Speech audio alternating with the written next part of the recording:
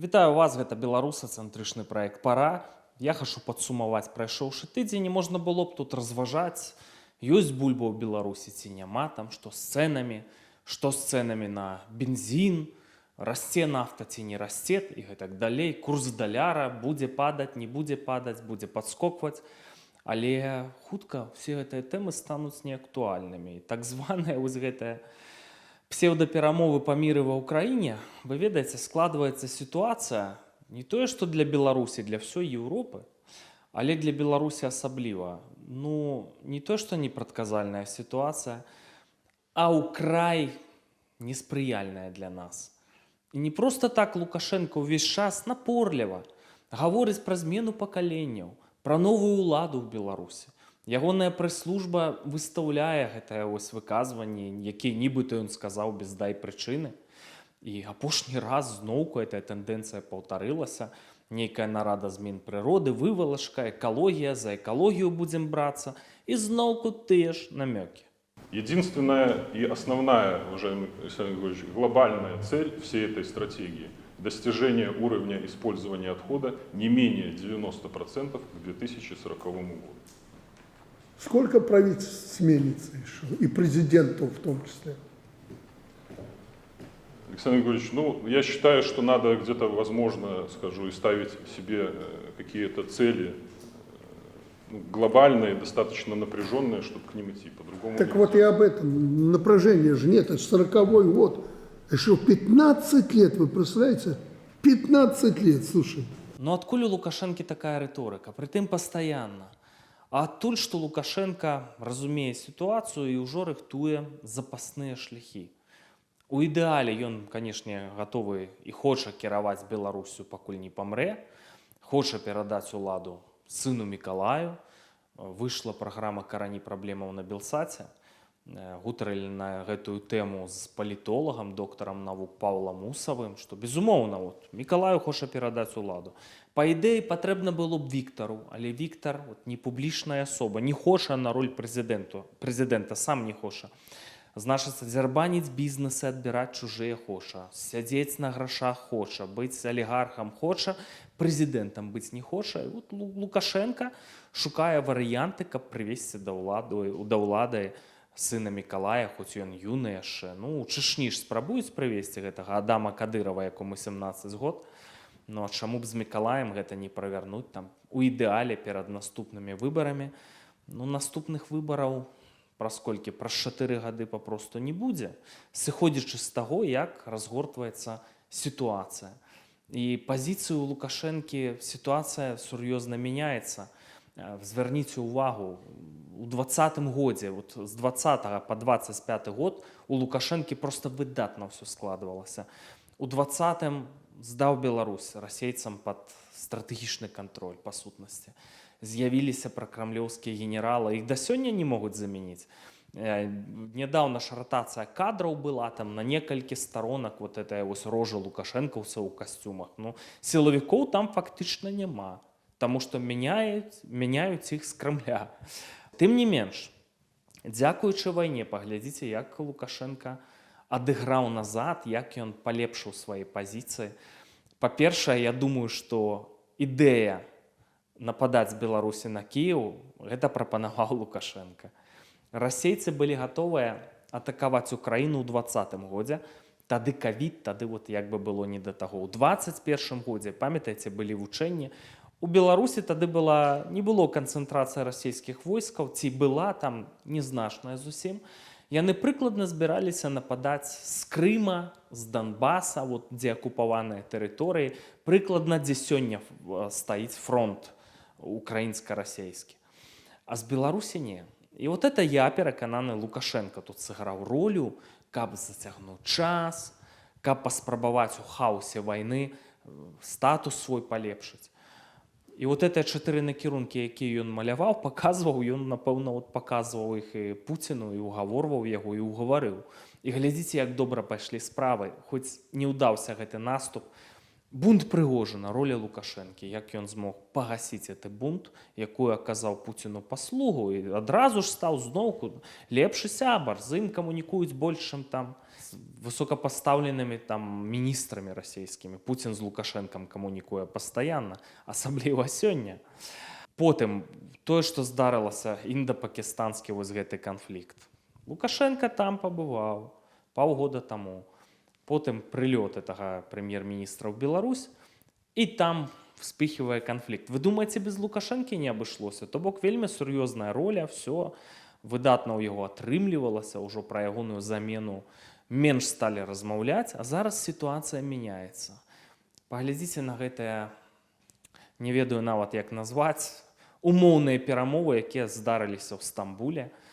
Ну, это ж просто фікцыя, это неймаверна, што это за перамовы. Все, капітулюйце. Значыцца, выходзьце нават з абласцей, якія вы кантралюеце, і потым вот можам з вами пагаварыць там пра мір і так далей. Ну, хочуць знішчыць Украіну, это ж абсалютна відавочна. А што на гэта Трамп, які казаў, што Пуцін апынецца недамоваздольны? Ну, тады все, дапаможам зброяй Украіне па поўнай праграме.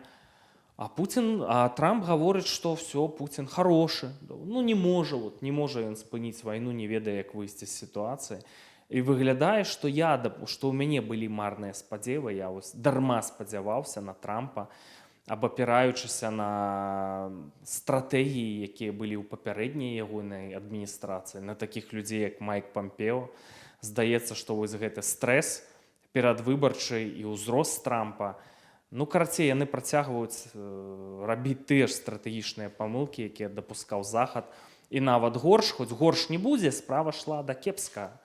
Але вось, на жаль, той пазітыўнай ролі, якой я чакаў, Трамп, няма ад яго такой пазітыўнай ролі. Я тут бачу адно зараз, дакладней два варыянты. Першы варыянт, што все, Трамп умые рукі, ну які ты тады лідар звышдзяржавы, так? Ну, атрымліваецца шматвектарны свет, шматпалярны. Другі варыянт, што можа быць, это дыпламатычная гульня, і яны все-таки дапамогуць Украіне па поўнай праграме. Ну, я б уже не быў у гэтым упэўнены, трэба сыходзіць з горшага варыянта. А ў цэлым сітуацыя вельмі простая. Вось гэтыя паводзіны Захада, які не можа разгайдацца з 2014 года. З 2020 года, калі было відавочна, што займаюць Беларусь, бяруць пад кантроль, а это вельмі важная ў стратэгічным сэнсе тэрыторыя. Ну, з 22 года у вас было больш за 3 гады неяк расхістацца, падрыхтавацца да вайны, процістаяць Расіі, дзейнічаць. Конь не валяўся. Захад сам запрашае расейцаў: атакуйце нас і ставце нас на калені. Я так бачу гэтую сітуацыю. І тут у Захада варыянты простыя. Альбо прама сёння біць самымі магутнымі санкцыямі, не тое, што там ценевы флот, перакрываць Балтыку, там гэтыя дацкія пралівы, што там можна перакрыць, каб гэтыя караблі не маглі праплываць. З Эрдаганам дамаўляцца, Басфор перакрываць. Біць па эканоміцы, карацей, максімальна і дапамагаць украінцам максімальна іхнымі рукамі, раз вы так ядравай зброяй там баіцеся і гэтак далей, самім далучацца да вайны, ну хаця бы вот такім чынам, як я зараз назваў. Іначай будзе бяда. А бяда будзе з-за таго, што Расія не сама. Расія, раз ужо вот все, лічыце, шматпалярны свет усталёўваецца, Амерыка паводзіць сябе, ну, без мацюкоў не скажаш як.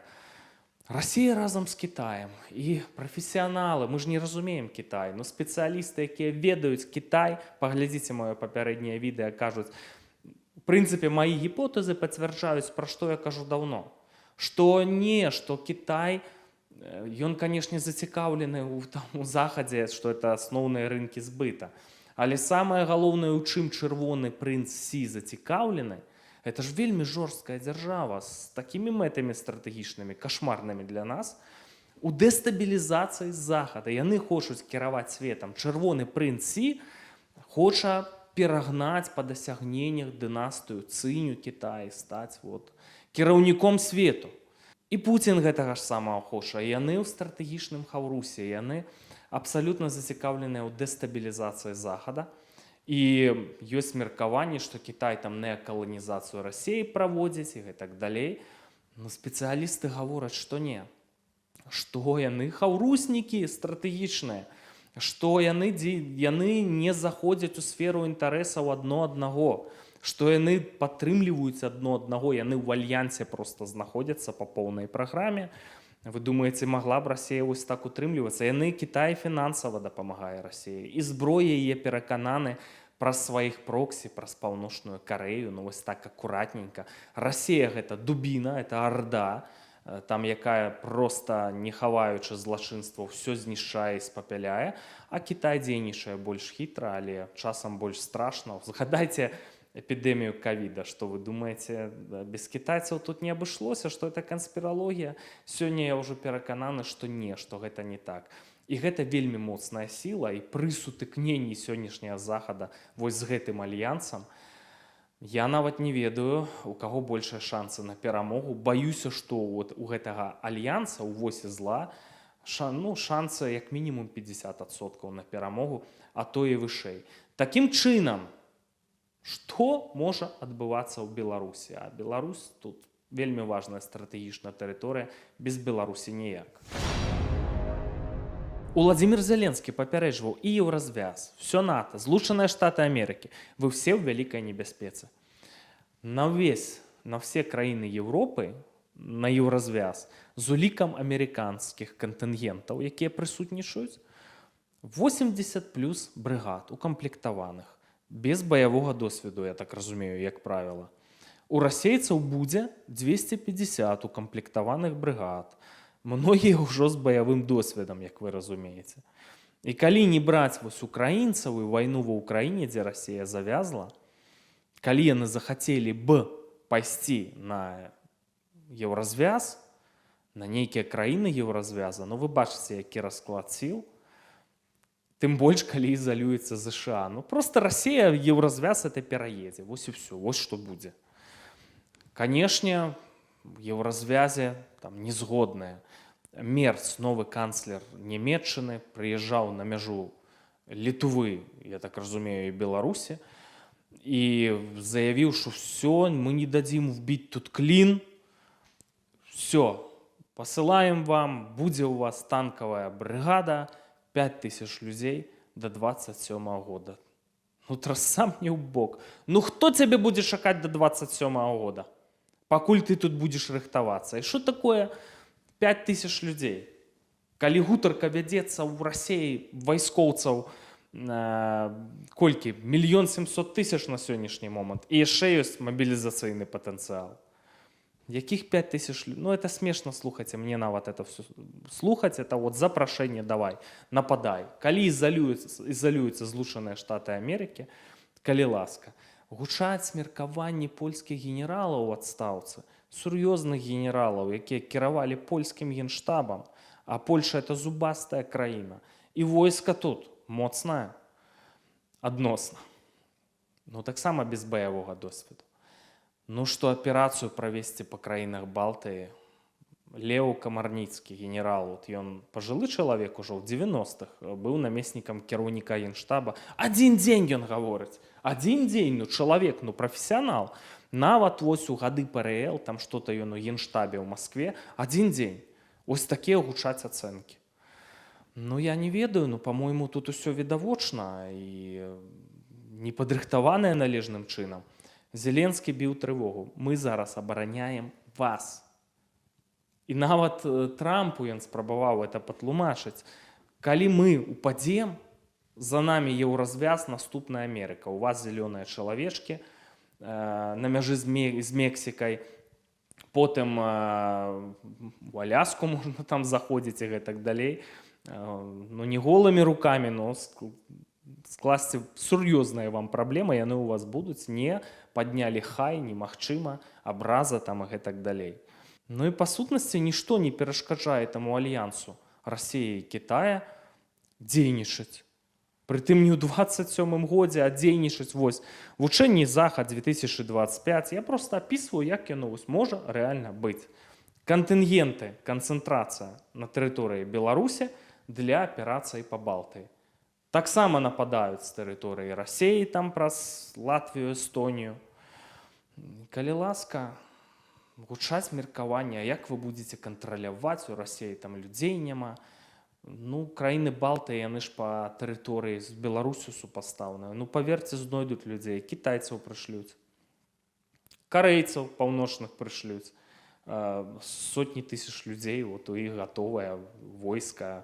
Ужо прадэманстравалі, што могуць Расіі дапамагаць. Прышлюць лёгка, дапамогуць пракантраляваць. Будуць бегаць лукашысты, там, гуманітарку раздаваць. Канешне, людзі непадрыхтаваныя да вайны, там ёсць такія, што і з караваем могуць расейцаў прыняць. А многія ж мільёнамі, калі будзе магчымасць, проста ўцякуць з краінаў. Не будзе асабліва там чаго кантраляваць і вялікіх праблемаў. Балтыя гэта раз. Ужо гучаць, аналітыкі прама кажуць, што 5-й артыкул НАТО не будзе задзейнічаны там і гэтак далей. Пакуль палітыкі ходзяць, усміхаюцца, пазітыў дэманструюць, сітуацыя пагражальная. Паралельна з гэтым камбінавана, я ўжо пра гэта расказваў, можа быць наступ з Расіі. Канцэнтруюцца войскі Мурманск, Петрозаводск, на Нарвегію з выхадам у Лапландыю, дэстабілізаваць Скандынавію. Тут як ні круці. Тут жа ж ужо раскрушваецца псіхоз на расійскіх прапагандысцкіх каналах. На нас хочуць напасці, значыцца, акупіраваць Калінінград. Для што гэта робіцца? Для аперацыі па Балтыі. А вось каб той Калінінград, стратэгічна важны, кантраляваць, неабходная Беларусь, неабходныя дзеянні з тэрыторыі Беларусі. А ў сваю чаргу, калі браць Скандынавію, стратэгічна важны востраў Готланд, шведскі на Балтыцы, каб яго кантраляваць патрэбны Калінінград, а каб Калінінград, Беларусь неабходная. Тут все вот так завязана. Варыянтаў вельмі шмат.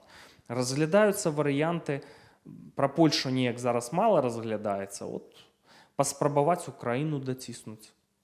Таму, як сказаў Усаў у межах праграмы «Карані праблемаў», калі пачнецца ў Беларусі канцэнтрацыя, гарантавана украінцы пачнуць біць па важных эканамічных аб'ектах.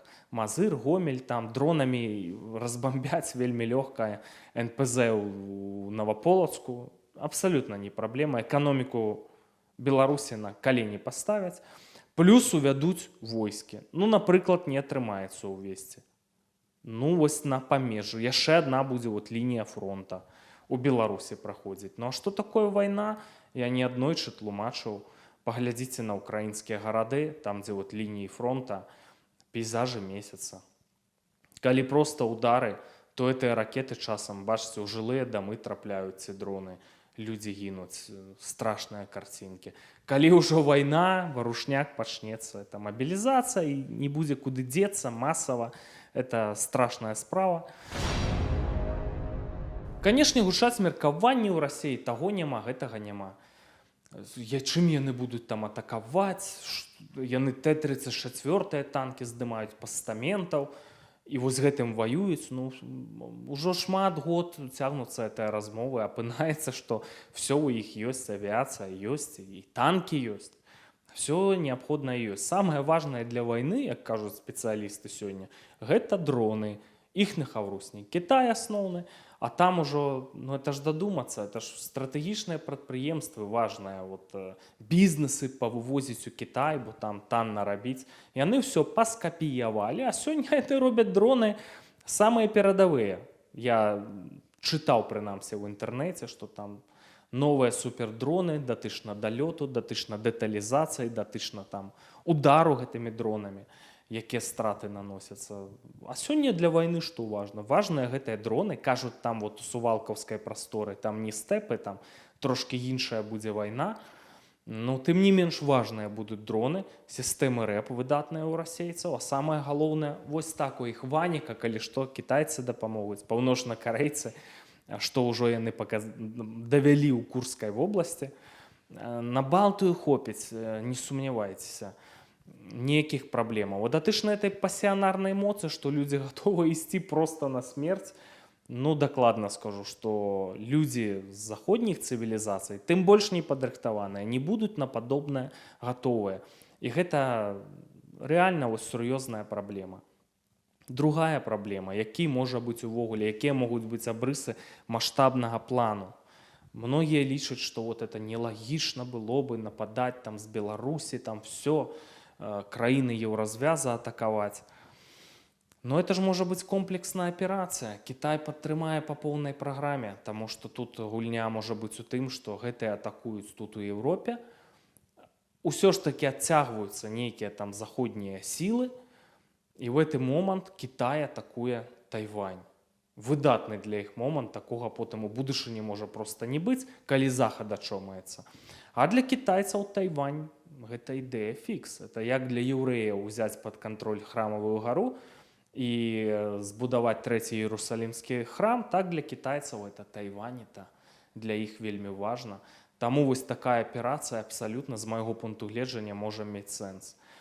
Но для Беларусі наступствы я апісаў. Хоць тут і без вайны, глядзіце, якая сітуацыя. У 90-х годах мы як прызвычаіліся казаць? Плошча Беларусі 207 тысяч квадратных кіламетраў, вялікая дзяржава, людзей 10 мільёнаў. А колькі зараз без вайны гарачай унутры Беларусі з 2020 года, што адбылося? Колькі ў нас зараз людзей? 8 мільёнаў рэальна знаходзіцца ў Беларусі. Белстат апублікаваў статыстыку. Яны шмат год хавалі статыстыку там смяротнасці і гэтак далей з-за ковіда. А зараз сталі больш-менш зразумелыя лічбы. Вы паглядзіце толькі на гэта. У 2021 годзе, да 21-го, ну, увогуле, да эпідэміі ковіда, прыкладна цягам года ў Беларусі памірала от блізу 120 тысяч чалавек. За 2020 год прырост смерцяў яшчэ больш за 30 тысяч з-за эпідэміі ковіда. А за 2021 год яшчэ плюс до 120 тысячаў, яшчэ плюс 50 там з лішнім тысяч людзей. Я разумею, што людзі паўсюль паміралі, пандэмія і гэтак далей, але агулам, наколькі я магу меркаваць, то з-за таго, што не было там, не ізаляваліся людзі, эканоміка не спынялася, меры не прадпрымаліся, там халатнасці і гэтак далей, но мы маглі рэальна страціць плюс там 40 тысяч людзей, таму што людзі паміралі з-за этой пандэміі. Но вот это 40 тысячаў неабавязковых смерцяў, это запросто. Я ведаю шмат гісторый, людзі, якія ніколі не паддумаеш. У мяне быў на перадачах хлопец, пра экстрэмальшчыкаў была перадача, які на параплане лятаў, упаў з вышыні 1000 метраў, спікіраваў на дрэва, яму дрэва прабіла руку, галінка такая ось тлустая, просто руку прабіла. Ну і ён пасля гэтага змог ачомацца і все, далей займаўся гэтым дельтапланерызмам і тайскім боксам займаўся, прызёр чэмпіяната Беларусі ў цяжкай вазе. І вось загінуў з-за ковіда. І маладыя гінулі. Вось 40 тысяч людзей лёгка. Плюс за мінулы год суадносіны смяротнасці і нараджальнасці ў Беларусі мінус 56 тысяч людзей. Гэта ж райцэнтр. Не кожны райцэнтр столькі мае. Гэта амаль што як горад Рэчыца, мінус. А з-за рэпрэсій, пасля 2020 года, вайны там з-за ўсёй сітуацыі, ну ўжо ж прызнаюць, што это ж мінімум 500 тысяч людзей выехала з Беларусі. І вось палічыце, калі ласка. І без вайны, які па Беларусі удар нанесены. Я не ведаю асабіста, як выйсці з гэтай сітуацыі. Это для такой вялікай краіны. Гэта ўжо у Беларусі вельмі вялікі удар увогуле па дэмаграфіі нанесены без вайны вось гэтым рэжымам, Расіяй. І як выйсці з гэтай сітуацыі, нават калі будуць самыя лепшыя сцэнары, выйсці з яе ці магчыма, я не ведаю.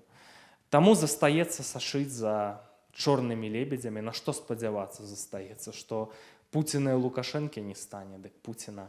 Калі ў Беларусі дыктатура адносна персаніфікаваная, калі вот гэтыя пракрэмлёўскія групы не браць, то ў Расіі гэта ж улада ФСБ, Пуціна заменіць які-небудзь Патрушаву, па вялікаму рахунку нічога не зменіцца.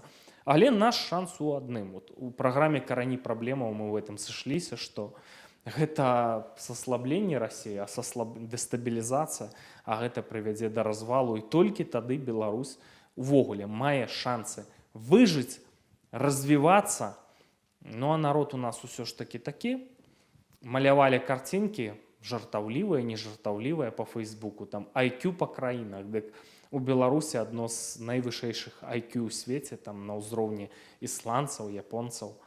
Народ такі, што дамо рады, але, на жаль, без развала Расіі нічога не выйдзе. Таму і застаецца сашыць за коштамі на нафту, за варыянтамі дэстабілізацыі Расіі, таму што без гэтага фактара вырвацца з гэтых абцугоў немагчыма.